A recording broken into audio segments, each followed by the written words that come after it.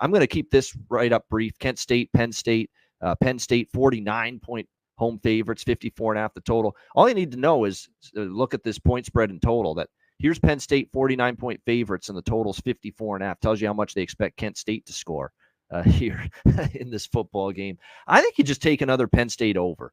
You know they're going to put up, like we saw, what did Kent State give up to Tennessee? 70 last week. I mean, this new and improved Penn State offense with Drew Aller and this new mindset under Andy Kotelnicki, the new offensive coordinator, to attack vertically, throw the ball down the field finally. It's about damn time.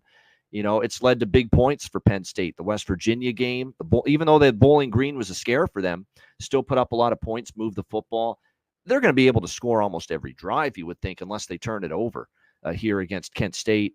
I could see 56-3 or 56-0, you know, something like that. 54.5. I could with these games where Texas is a huge favorite in this range, 40 point favorite, Tennessee, Penn State, these games are going over because these teams aren't taking a foot off the gas pedal. You know, these teams are like scoring in the 40s, scoring in the 50s, scoring in the 60s, scoring over 70, you know, like Tennessee did to this Kent State defense on Saturday. So you won't see me betting an under when I worry that this defense of Kent State's going to maybe put up give up a touchdown or give up points on every possession, which they're capable of.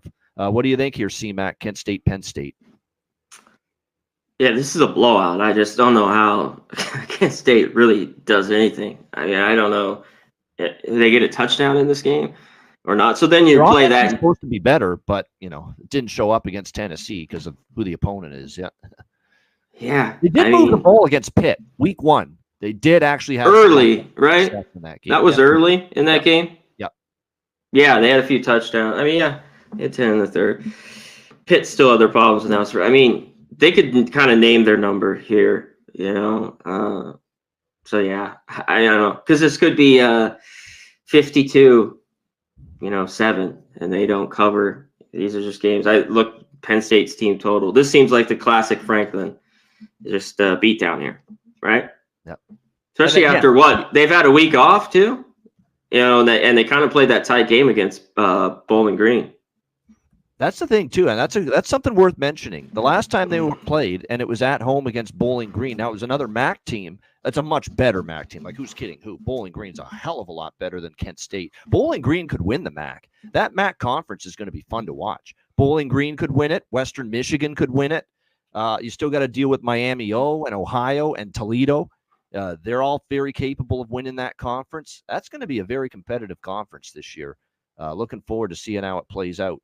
But yeah, because they struggled so much with Bowling Green, this could be like a no mercy spot here for Penn State. And they got Illinois after this. It's not like you have a huge game or a huge opponent on deck, and you're coming off a bye week.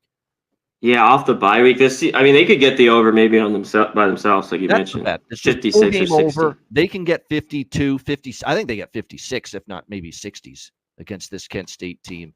And then you don't need to worry about Kent State scoring any. Kent State, this team cannot score. Like the 24 against Pitt, I commend them with that. Because last year, this team's been awful. They can't cover a number. They can't score. They give up over 50, and their games have gone over. You take it back to last year because their defense is so awful. It was 6 years ago, but last time Penn State hosted Kent State was 63-10 for Penn State. That was Trace McSorley. He was the quarterback that season for Penn State. So they got 63 in that game. So yeah, over 54. I think that's just don't worry about the 40. They could cover the 49 too. Don't get me wrong. They're very capable of it. Wouldn't shock me. But I think 54.5 over is the even better look there if I were to get involved.